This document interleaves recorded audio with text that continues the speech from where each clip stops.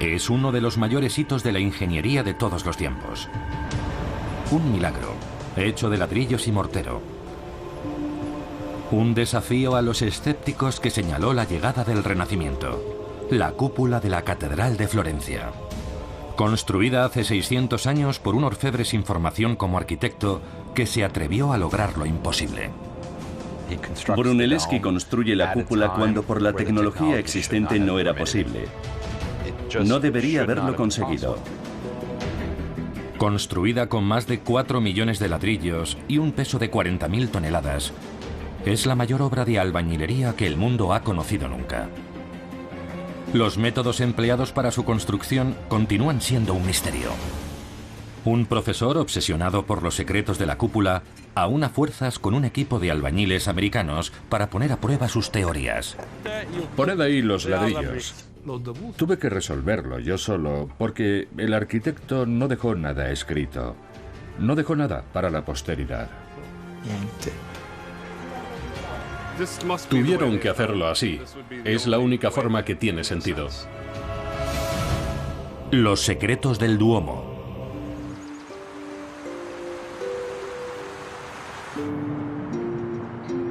Florencia, Italia. Durante siglos, los viajeros han peregrinado hasta aquí para contemplar las maravillas del Renacimiento. Hace 600 años, esta ciudad experimentó una explosión creativa sin parangón en la historia. Visionarios como Leonardo da Vinci y Miguel Ángel crecieron aquí, en un ambiente que celebraba la imaginación y la innovación. Muchos creen que el Renacimiento se inició al término del hito más visible de la ciudad: la cúpula de la Catedral de Santa María del Fiore.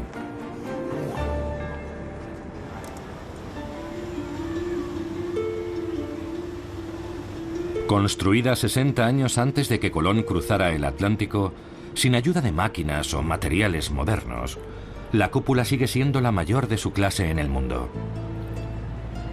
Es un icono envuelto en un misterio, porque nadie sabe exactamente cómo fue construida. Ciertas características hacen única a esta cúpula. Tiene la forma de arco puntiagudo, con 8 lados que se elevan hasta un punto central, rematado por una enorme linterna de mármol. Pero hay mucho más de lo que el ojo puede ver. Las cejas del exterior ocultan muros construidos con más de 4 millones de ladrillos. Y lo que parece ser una única y sólida estructura esconde en realidad 2 cúpulas, una dentro de otra. El espacio que recubre la cúpula interior es casi la mitad de la longitud de un campo de fútbol, mientras que la cubierta exterior se eleva 10 pisos por encima de los mismos muros de la catedral. Tiene 51 metros de altura. Las preguntas sobre cómo se construyó la cúpula persisten hasta nuestros días. Hace 6 siglos, ¿cómo pudieron trabajar a semejante altura? ¿Cómo podían saber que los 8 lados se encontrarían en el centro? ¿Y cómo se sostenían sin desplomarse las empinadas paredes de ladrillo? Con la cúpula, Florencia entra en una dimensión diferente. El Duomo se convierte en el centro de una nueva ciudad, de un nuevo mundo. Es una estructura absoluta, elevada, retadora, llena de confianza. Es como una obra de Dios.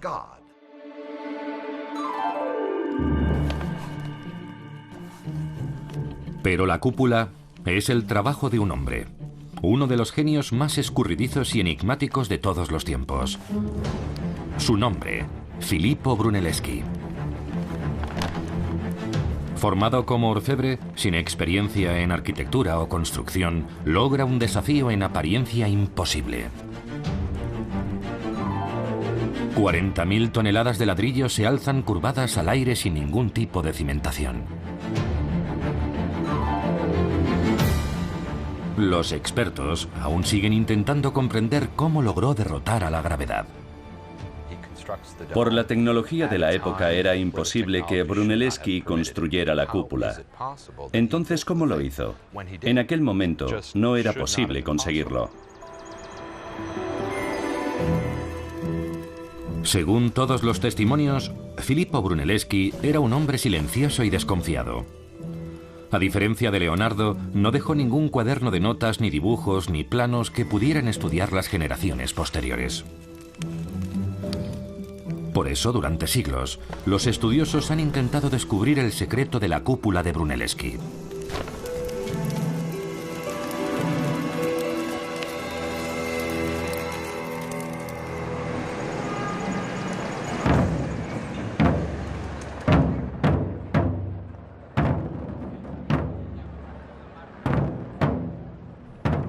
En Florencia veneran a Brunelleschi.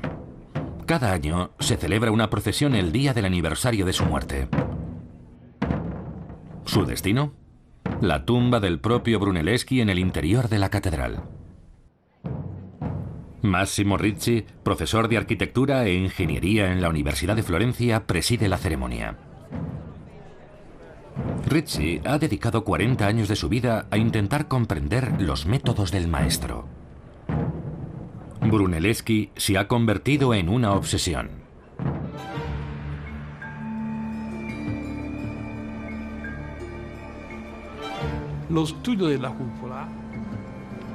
El estudio de la cúpula es muy complejo y desalentador porque te obliga a enfrentarte a la mente que la creó.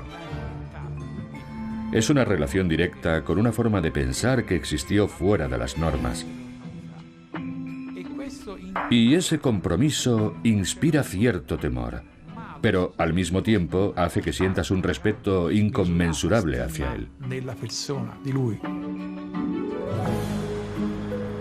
El misterio de la cúpula ha ejercido tal fascinación sobre él que durante casi 25 años, Ricci ha construido su propia cúpula en el parque de un barrio residencial de Florencia. Ha seguido los que, según cree él, fueron los métodos de Brunelleschi.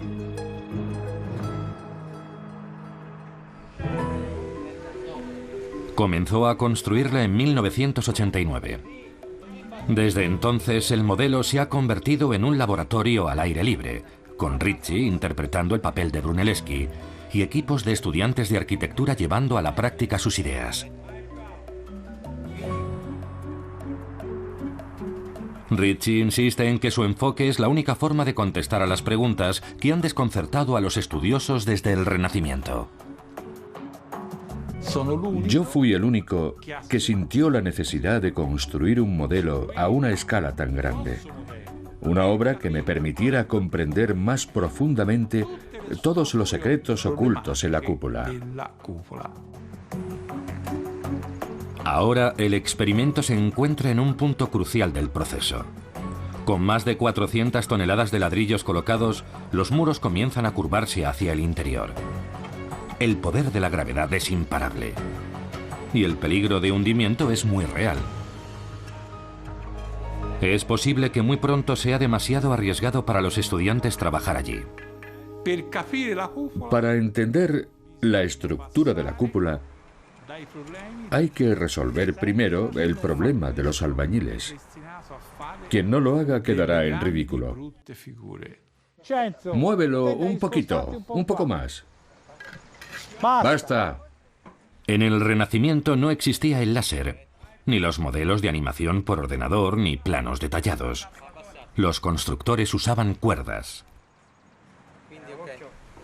Ricci está convencido de que el secreto de la cúpula tiene algo que ver con la forma en la que Brunelleschi usaba las cuerdas para saber cómo colocar cada ladrillo. No, troppa. No.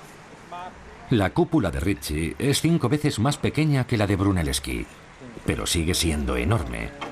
Lo bastante grande como para demostrar que su teoría sobre el secreto de la cúpula es correcta. Yo creo que a menudo, cuando tienes a un artista cuya personalidad es tan desconocida como la de Brunelleschi, casi inevitablemente los estudiosos asumen el rol del artista. Lo que intentas hacer es ponerte en la mente del arquitecto. Intentar encontrar el secreto de la cúpula es intentar encontrar el secreto de Brunelleschi. La búsqueda de ese secreto comenzó en los años previos al Renacimiento. A comienzos del siglo XIV tiene lugar una especie de carrera armamentística medieval entre Florencia y otras ciudades-estado emergentes como Siena y Pisa. Todas intentan superar a las ciudades rivales con la construcción de catedrales cada vez más y más grandes. Los florentinos son gente muy creativa y también muy competitiva. Quieren hacer lo que nadie ha hecho nunca.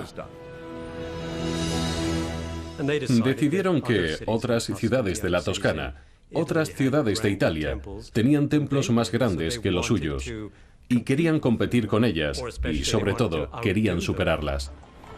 En 1293, las autoridades de la ciudad de Florencia formaron un comité para supervisar la construcción de una nueva catedral. Quieren que la suya sea diferente a cualquier otra.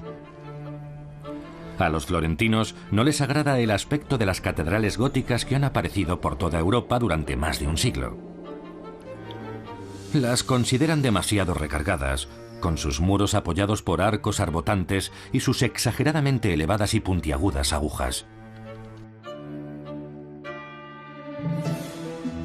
Para inspirarse, el comité mira a la antigua Roma, en especial al templo clásico en honor a todos los dioses romanos, el Panteón. El Panteón era famoso por su inigualable cúpula, hecha de argamasa romana. Pero semejante tecnología constructiva había sido completamente borrada por siglos de guerras. En la época, era una idea aceptada que ninguna cultura rivalizaría jamás con los romanos en el arte de la construcción. Florencia está decidida a superar todas las glorias de la arquitectura, pasadas y presentes. A lo largo del siglo XIII, la visión del Comité para la Catedral de Santa María del Fiore sigue engrandeciéndose. Más larga, más ancha, más alta. El proyecto comienza a escaparse del control del comité. Se enfrentaban sin duda a un serio problema. Si ampliaban la iglesia, tenían también que ampliar la nave donde se cruzaban los dos pasillos.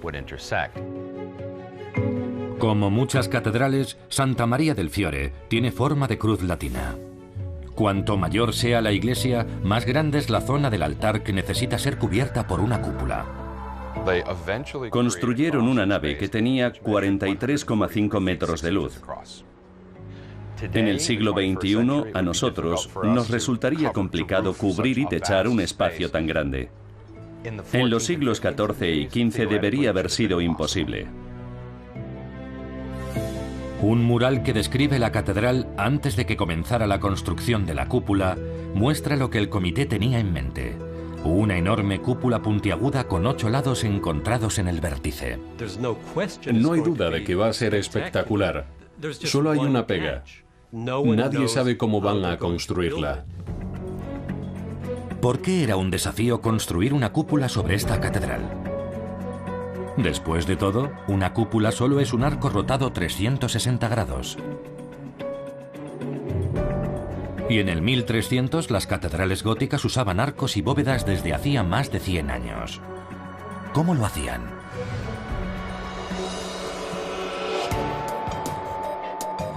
La tecnología medieval se basa en las estructuras de madera para sujetar la mampostería hasta que se coloca la última pieza. La tensión entre los dos lados permite que la estructura se mantenga por sí sola. Esta técnica es conocida como cimbra. Primero se levantaba una estructura de madera y encima se ponían los ladrillos y esperabas a que se secara la argamasa. Luego te santiguabas, retirabas la estructura y corrías porque el porcentaje de fallos era del 50%. Pero esta tecnología no servía para la Catedral de Florencia. El problema de fabricar una cimbra para Santa María del Fiore es que necesitaba unas dimensiones sin precedentes y habría sido extraordinariamente cara. El área bajo la cúpula es tan alta y tan ancha que la construcción de una estructura de madera para soportar la mampostería habría requerido centenares de árboles, años de construcción y sumas enormes de dinero. A menos que alguien inventara una forma de sujetar los curvados muros a medida que se elevaban, la cúpula nunca se hubiera construido.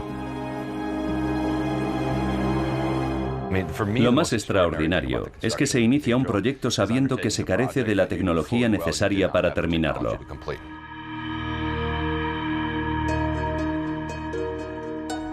Cuando nace Filippo Brunelleschi, la catedral lleva ya en construcción 80 años, sin ninguna solución a la vista para el problema de la cúpula.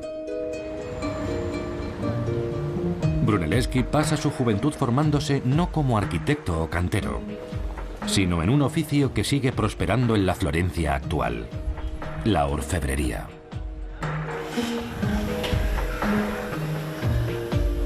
Es un camino que seguirán años después muchos artistas, incluidos Donatello y Leonardo da Vinci.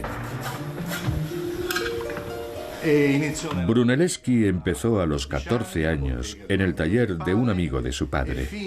Fue aprendiz hasta los 17 o 18. Allí aprendió todas las técnicas típicas de la tradición florentina. A nosotros, en el siglo XXI, puede parecernos una extraña manera de empezar en la arquitectura.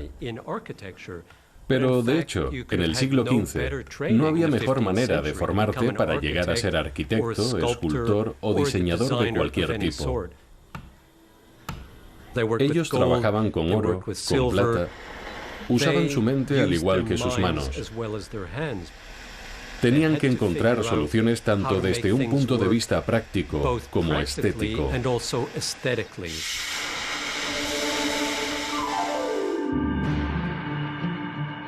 Brunelleschi atrajo la atención pública por primera vez en el año 1401. A sus 23 años, participó en un concurso para decorar uno de los edificios más admirados de toda Florencia, el Baptisterio de Florencia. Durante siglos se habían bautizado aquí florentinos como Dante y los Médicis. Y el edificio necesitaba un conjunto nuevo de puertas ornamentales de bronce. Y Filippo Brunelleschi, que era muy ambicioso y tenía un gran talento, aceptó el reto. Es el concurso artístico más importante para una obra pública. Todo el mundo lo verá, dándole inmediatamente fama y prestigio. Y consigue ser uno de los finalistas junto con otro maestro en sus inicios, Lorenzo Ghiberti. El concurso consistía en fundir un panel de prueba, una pieza experimental, para demostrar lo que eras capaz de hacer. Les dieron la misma cantidad de bronce a todos y les dijeron: volved a vuestros talleres y haced algo. Ellos crearon dos paneles que, afortunadamente, aún se conservan. En esos dos paneles se produce un choque de estilos. El estilo clásico de Ghiberti frente al renacentista de Brunelleschi. El Abraham de Lorenzo Ghiberti es muy hermoso. Tiene una barba larga y rizada, y su cabello es abundante. Es una escena muy ornamentada, muy rica en detalles. La de Brunelleschi es de un humanismo increíble, y eso es algo completamente nuevo. Observad la forma en la que Abraham quiere matar a su hijo. El Abraham de Ghiberti simplemente posa con el cuchillo, y el hijo está allí, sin más, casi como si estuviera preparado para morir apuñalado. Sin embargo, en la obra de Brunelleschi, Abraham sujeta a su hijo por la garganta. Vemos que ha colocado su mano allí donde fluye la sangre porque quiere aturdir a su hijo, porque no quiere que su hijo sienta dolor cuando lo apuñale con su cuchillo. Es la creación de un genio increíble. Esta obra, sobre todo, define a Brunelleschi como artista. Esa es la diferencia que nos conduce al arte del 1400, al Renacimiento. Esto es el Renacimiento. Los dos paneles son obras maestras, pero la visión de Brunelleschi es demasiado audaz para su tiempo. La comisión se inclina por Lorenzo Ghiberti. Sin ninguna duda, perder el concurso ante Lorenzo Ghiberti le hizo mucho daño. Un hecho que determinó la carrera de Brunelleschi y la forma en la que se condujo desde entonces. Puede que entendiera o no por qué había perdido, pero sin lugar a dudas, desde entonces, Filippo Brunelleschi debió sentir que tenía que forjarse un hueco. Tras el concurso, Brunelleschi, decepcionado, abandona Florencia. Poco se sabe acerca de su vida durante los siguientes 15 años, pero está claro que pasó algún tiempo en Roma estudiando los monumentos antiguos. Algunos creen que ya se estaba preparando para un futuro reto: construir la cúpula de la Catedral de Florencia.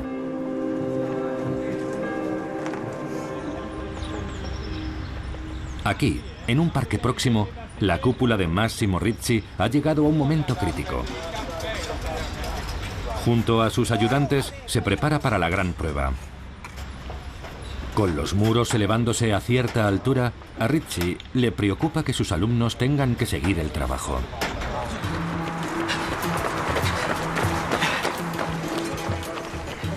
Por eso, un nuevo equipo llega a la ciudad para ayudar a dar un último impulso a su experimento. Buenos días. Todos son maestros albañiles de Estados Unidos. Encantado de conocerle. Dave Wasocki. Don Hunt, encantado. Empezaremos por aquí. Todos son miembros del Instituto Internacional de Albañilería, dedicado a la formación de trabajadores en el oficio. Un cuarto de pulgada, media pulgada. ¿Cuántos centímetros es eso? Nada de pulgadas aquí. Centímetros. Sí, perdona. Todos tienen más de 20 años de experiencia en el oficio. No han venido a Florencia por la comida o por las obras de arte. Están aquí para poner ladrillos. Ahí está, perfecto. Los albañiles entienden la estructura básica del plan de Brunelleschi. Las 8 esquinas de la cúpula, donde se juntan los muros, actúan como los arcos de la bóveda. Una vez se unan en el vértice, serán unos arcos robustos. Junto con los arcos interiores, aún más pequeños, están muy lejos de ser suficientes para soportar 40.000 toneladas. Básicamente es una serie de 4 arcos góticos que se levantan así. Si vemos que esta costilla está aquí, la opuesta subirá. Entonces tienes una serie de 4 arcos góticos que deben encontrarse en el centro. Esa es la clave. Trabajando en el modelo, los americanos se enfrentarán al misterio clave de la cúpula. Pero hasta que los muros curvos lleguen a unirse en lo más alto, ¿qué es lo que evita que caigan al suelo? ¿Y qué magia usó Brunelleschi para desafiar a la gravedad? He construido muchas cosas, estadios de béisbol, de rugby, pero nunca había trabajado en algo como esto. Nosotros usamos diferentes mecanismos para mantener los arcos en su lugar. Y al terminar los retiramos. Pero esto no tiene ninguna estructura que lo soporte. Nunca había visto una construcción como esta. Su primera tarea será aprender a, literalmente, manejar los hilos y empezar a entender la teoría de Ricci. Son todos muy buenos.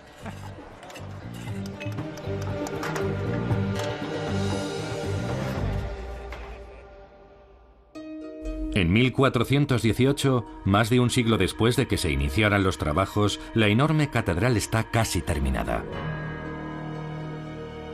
Es más grande que ninguna otra en el mundo. Pero sin una cúpula corre el riesgo de convertirse en el hazmerreír del mundo. Es evidente que a los habitantes de la ciudad les preocupaba este problema. Todos los florentinos hablaban de ello. Sabían muy bien que se arriesgaban a quedar mal ante sus rivales. Se dieron cuenta de que la obra había llegado a un punto en el que no podían seguir retrasando la construcción de la cúpula. Así que convocaron un concurso diciendo: a cualquiera que tenga una idea para hacerlo, la que sea, le escuchamos. Algo así como: envíen sus propuestas en una carta, por favor. No tenían ni idea de lo que iban a hacer, no sabían cómo seguir. Empezaron a llover las propuestas para la construcción de la cúpula. Pero todas compartían el mismo fallo crucial. Dependían del uso de una estructura de madera para mantener los ladrillos en su sitio durante la edificación. Solo un candidato promete construir una cúpula autónoma y autosustentada: Filippo Brunelleschi. Brunelleschi le dijo al comité que había encontrado la forma de que la cúpula se mantuviera firme a pesar de su curvatura interior. La ventaja financiera de la propuesta debió de ser extraordinaria, pero el escepticismo fue aún mayor. ¿Cómo es posible? ¿Qué impedirá que la estructura simplemente se deslice y derrumbe mientras la construimos? Pero hay un problema. Brunelleschi, a sus 41 años, nunca ha construido nada. Ese momento decisivo es el punto culminante de 2 siglos de historia de la construcción de la basílica. ¿Quién es ese orfebre que ahora da un paso al frente y dice: mirad, tengo las credenciales, tengo el conocimiento y la inspiración para diseñar esta estructura? ¿Le habrían creído? Yo no. Quizá la seguridad en sí mismo impresionara al comité porque, evidentemente, Brunelleschi no había resuelto todavía todos los problemas. Brunelleschi tenía una idea muy clara de cómo construir esa cúpula, pero sabía que ciertos aspectos solo podría resolverlos durante la obra. Filippo, que era extremadamente cauteloso y no quería que nadie más conociera su plan, dijo: os enseñaré cómo lo voy a hacer cuando me deis el trabajo. Dadme el trabajo, lo empezaré y veréis cómo funciona. Todos los demás habían expuesto sus planes, pero Brunelleschi se negó. Dijo: sé cómo construirlo, he estudiado las antiguas estructuras romanas y lo he visto construido. Y ellos le contestaron: tienes que contarnos algo. Bien, dijo, traedme un huevo. Quien sea capaz de mantenerlo en pie entenderá cómo voy a construir la cúpula. Imaginad a aquellos eminentes maestros de obra de toda Europa intentando poner de pie un huevo. Todos fracasaron. Entonces le dieron un huevo a Brunelleschi y le dijeron: demuéstranos lo que dices. Y Vasari, quien cuenta la historia en el siglo XVI, usa un término vulgar. Dice: Pipo rupe el culo al huevo. Pipo, diminutivo de Filippo, rompe el culo del huevo. Lo rompió y dijeron: eso también podríamos haberlo hecho nosotros. Y Brunelleschi dijo: sí, y seríais capaces de construir la cúpula si supierais lo que yo sé. 17 años antes, su visión audaz pudo costarle el concurso para las puertas del baptisterio. Esta vez, Brunelleschi mantiene su idea en secreto el mayor tiempo posible y pide al comité que confíe en él.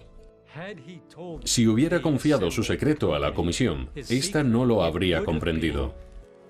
No habría entendido ese tipo especial de ladrillo, una técnica especial de albañilería que él planeaba utilizar en el interior de la cúpula. En abril de 1420 el comité toma una decisión. Elige a Brunelleschi junto a otros 2 candidatos, incluido su viejo rival Ghiberti, para construir la cúpula. Si alguna vez tuvo un momento de duda, creo que fue entonces, porque él era perfectamente consciente de la magnitud de la tarea. Un trabajo que literalmente tenía ante él, porque él se había asomado a ese abismo, a esa cima. Seguro que en algún momento tragó saliva y pensó: ¿voy a ser capaz de hacerlo?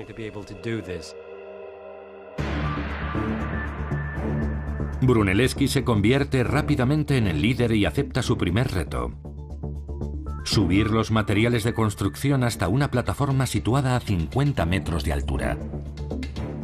Entonces no existía ninguna solución técnica. Hasta los tiempos de Brunelleschi, las máquinas elevadoras eran conocidas genéricamente como la gran rueda. Se trataba de una gran rueda de madera, muy parecida a las ruedas de las jaulas modernas, dentro de la cual caminaba un hombre que la hacía girar. La rueda, al girar, enrollaba una cuerda que subía poco a poco la carga gracias a la fuerza de los hombres que caminaban en su interior. Brunelleschi sabe que no podrá usar los viejos métodos en un proyecto de dimensiones tan grandes y a tanta altura.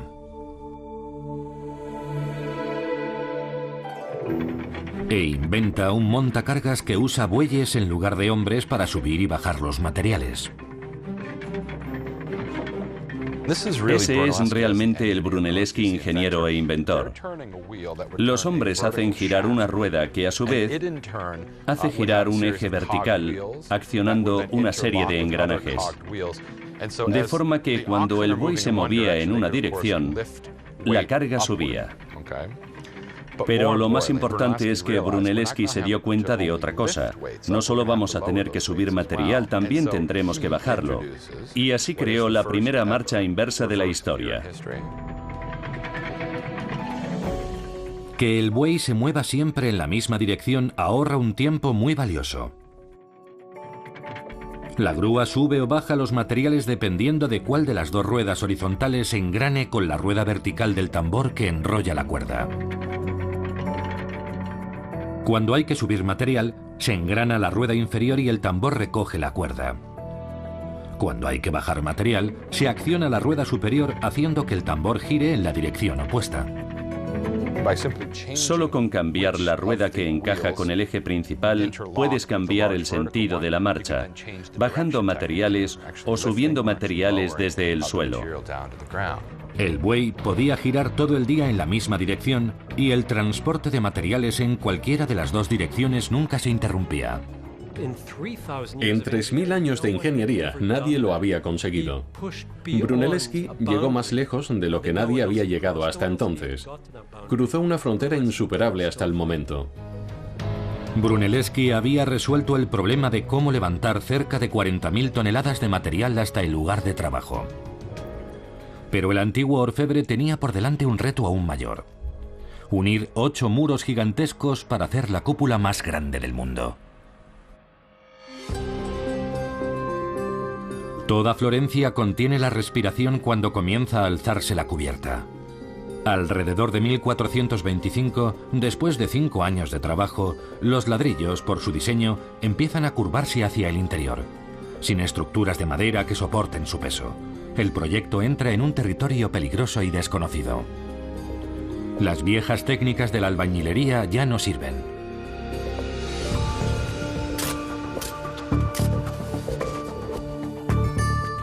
La mayoría de los muros se construyen disponiendo hilada de ladrillo tras hilada, una tras otra, fila sobre fila.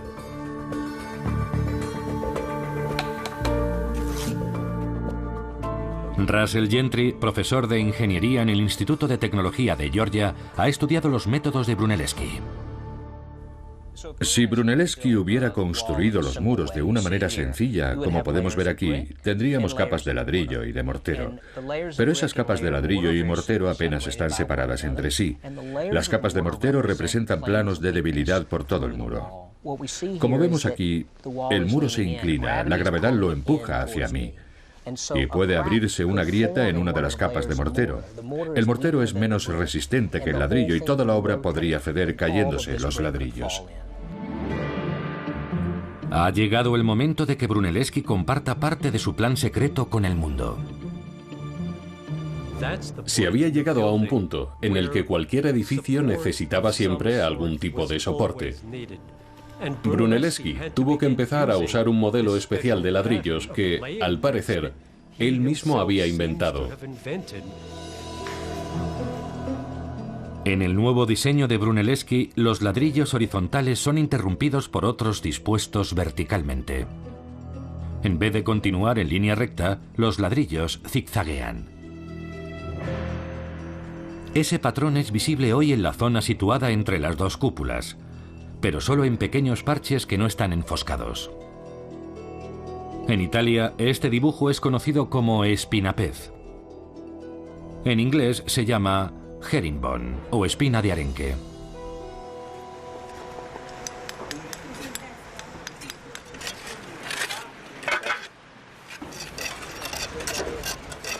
Me parece que tenemos espinapez para cenar. El dibujo del patrón de espinapez se observa con mayor facilidad incluso en la cúpula de Massimo Ricci. El patrón es muy sencillo. Los albañiles americanos aprenden rápidamente esta técnica. Vale, perfecto.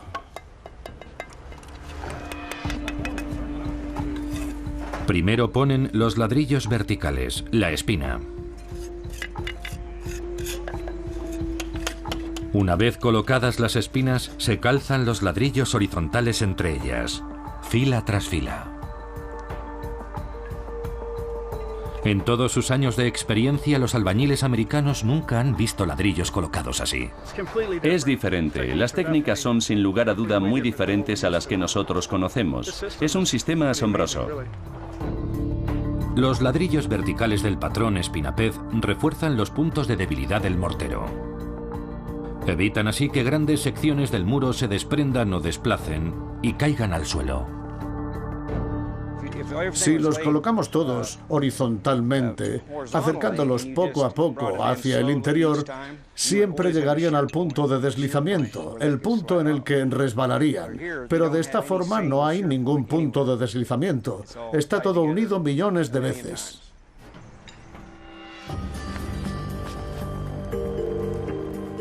El patrón de espinapez era tan desconocido en la época que Brunelleschi tuvo que convencer a la Junta de la Catedral y a los trabajadores para que le permitieran hacerlo. Una vez más, Brunelleschi se enfrenta a las convenciones y además pide a los trabajadores que le confíen sus vidas. Los obreros trabajaban a 65 o 70 metros de altura, colgados literalmente sobre el vacío. Si se caían, la muerte era segura. Por eso Brunelleschi necesitaba que sus hombres confiaran en él, y ellos necesitaban creer que Brunelleschi sabía lo que estaba haciendo. Brunelleschi debió hacer algo para convencer a los trabajadores de que confiaran en su nuevo método. ¿Pero qué? La respuesta podría encontrarse en un edificio situado detrás de la catedral, a la sombra de la mismísima cúpula. Se construyó en 1800 como teatro. Muchos años después, se convirtió en un garaje. Cuando se iniciaron las obras de restauración para convertirlo en una nueva ala del Museo Catedralicio, los arqueólogos excavaron siglos de escombros y descubrieron un tesoro oculto. Lo que ahora solo parece un agujero en el suelo, en el siglo XV era una estructura independiente. Los restos de una cúpula construida quizá por el mismísimo Brunelleschi. El profesor de la Universidad de Florencia, Francesco Gurrieri, supervisa los trabajos. Es increíble. Aquí está. Esta es la famosa cúpula pequeña. Fue descubierta en noviembre de 2012. Un descubrimiento que sorprendió al mundo de la arquitectura. La cubierta se perdió con el tiempo, pero la curvatura interior de los muros permanece. La base de la pequeña cúpula está hecha de arenisca. El enladrillado solo comienza a 1/3 de la altura del muro. Esta proporción refleja exactamente el diseño de la cúpula de la catedral. Y el aparejo sigue el modelo espinapez. Me entusiasmé porque reconocí inmediatamente la presencia del patrón espinapez y enseguida lo relacioné con la técnica de Brunelleschi. ¿Crees que Brunelleschi estuvo aquí y dijo, así es como voy a hacerlo? ¿Este es el secreto para construir la cúpula? Sí. Es muy probable que durante su construcción Brunelleschi viniera aquí, que demostrara así el uso de la técnica del espinapez. Sí, creo que este es el modelo.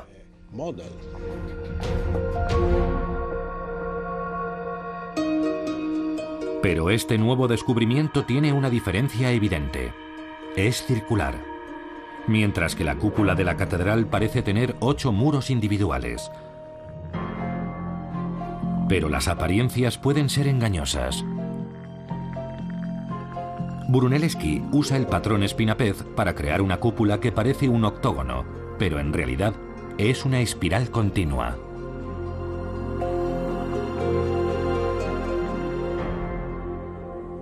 Estamos viendo la esquina de la cúpula de Massimo y lo que vemos detrás de esa esquina es el arranque de la base del aparejo.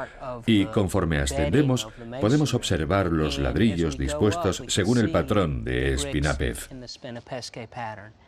Si miramos con atención, vemos que arrancan aquí, giran detrás de la esquina y siguen ininterrumpidamente desde una cara de la cúpula a la siguiente cara. Simplemente moviendo algunos ladrillos en los lados, Brunelleschi consigue un nuevo patrón y logra dos objetivos importantes: prevenir que se extiendan las grietas y unir los 8 muros en un solo cuerpo. La forma en espiral resiste la fuerza de la gravedad de una manera más eficaz que una cúpula de 8 lados. Para muchos, el espinapez es el secreto de la cúpula. La construcción de la cúpula guardaba muchos secretos. Algo que los albañiles americanos han llegado a comprender gracias al tiempo que han pasado con Massimo Ricci. Mira eso, es una pieza. Tras 2 semanas de trabajo están preparados para comparar su trabajo con el original. La bóveda interior está completamente cubierta por un mural religioso. Vaya. La zona entre las 2 bóvedas solo ofrece atisbos de los elementos clave. Esto es una costilla de esquina, ¿lo ves? Sí. Y esto sería una costilla interior. Y el yeso lo cubre todo, salvo algunas zonas de ladrillo visto. Aquí puedes verlo. Es un buen ejemplo de espinapez. Vaya, esto es impresionante. Da un poco de miedo, ¿verdad? Sí, ya no podemos quejarnos por trabajar sobre nuestro modelo a escala 1,5 a 3 metros de altura. No. Al bajar, los trabajadores descubren algo que solo un ojo experto podría ver.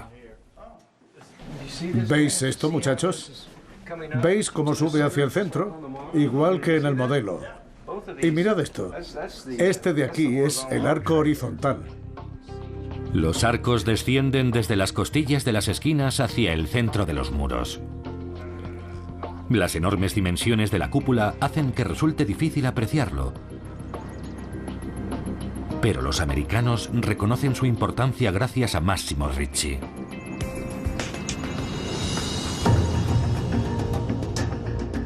Un rasgo importante apenas visible en la cúpula de Brunelleschi se hace patente en el modelo de Ricci.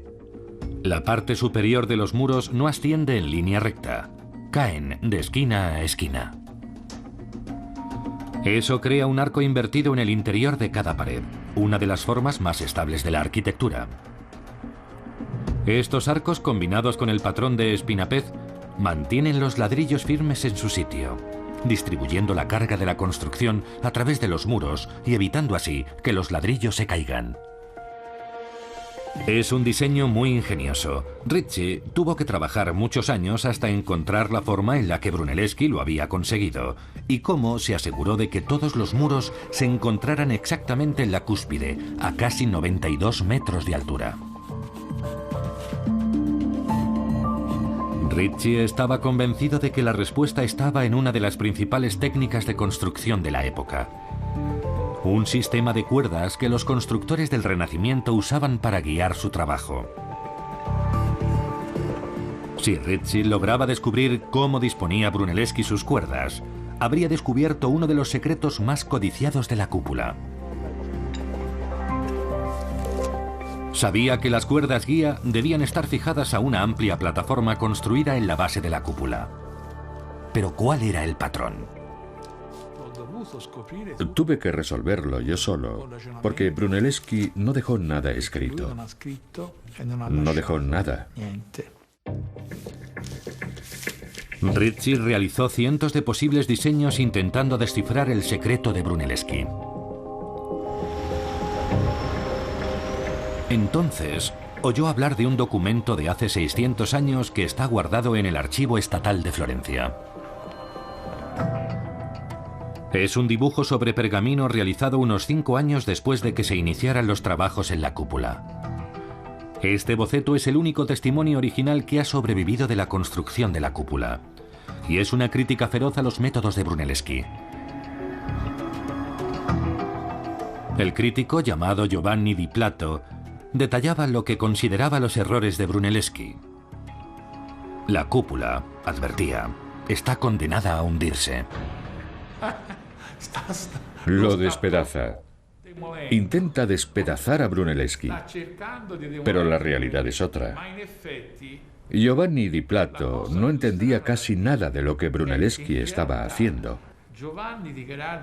pero nos legó con su crítica una información muy importante. Puede que Di Plato no entendiera el sistema de Brunelleschi, pero era muy meticuloso en sus observaciones. Dibujó cuidadosamente las cuerdas guía que Brunelleschi estaba usando para dirigir su construcción. Y lo que es más importante para Ricci, Di Plato también dibujó la plataforma sobre la que estaban atadas las cuerdas. Ricci se percató de algo extraño, una tenue línea curva alrededor de la plataforma. A Ricci le parecía una flor. Inmediatamente comprendió que era la clave del sistema de Brunelleschi. Cuando vi la flor dibujada sobre la plataforma, me dije: bien, he llegado al lugar correcto. Ricci incorporó la flor en la plataforma de su cúpula, usándola como guía para la construcción de los muros.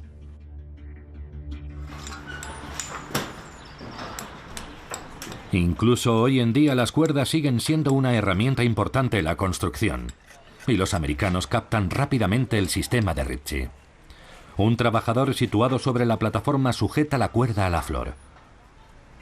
Otro, situado en lo más alto del muro, sujeta el extremo opuesto. La cuerda controla el ángulo y la altura de los ladrillos. ¿Lo ves ya? ¿Puedes sujetar eso un segundo? Coge esta cuerda a la que se mueve, la que Bob está sujetando. Esa cuerda marca la posición para el espinapez. Básicamente es la guía. Y por eso es tan importante la forma de la flor. A medida que los trabajadores mueven la cuerda alrededor de la flor, la cuerda proyecta en el muro su curvatura. Y se crea así un arco invertido. Puede que los muros sean fuertes, pero para que la cúpula desempeñe su función, tienen que encontrarse en el vértice superior. Un pequeño error de cálculo, repetido cientos de miles de veces, conduciría al desastre. Este es el ángulo, y a medida que subes, debería seguir hasta arriba. Digamos que si no es el correcto, cuando te aproximes al vértice no quedará en el centro, de forma que la cúpula podría quedar así o de esta forma. ¿Cómo podía saber Brunelleschi que su cúpula iba por el buen camino? La respuesta está en las cuerdas. Cruzándose de muro a muro, marcan el punto central. Antes de que la cuerda marque el lugar de un ladrillo, debe pasar por el centro.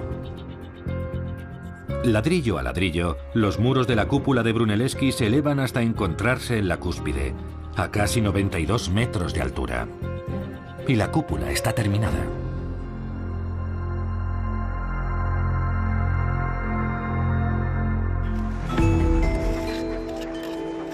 Para Ricci, las cuerdas guía son la auténtica clave del misterio de la cúpula. Las cuerdas guían la posición de los ladrillos. Y puedo decir con absoluta seguridad que este es el verdadero secreto de Santa Maria del Fiore. Después de 2 semanas trabajando en la cúpula de Ricci, el experimento ha convencido a los americanos. Tiene que ser así como lo hicieron, sin una estructura debajo. Esta es la única explicación posible. Es la flor. Y es el patrón del espinapez. Esas son las 2 piezas para completar este rompecabezas. No se puede construir una cúpula como esta sin estas medidas de control.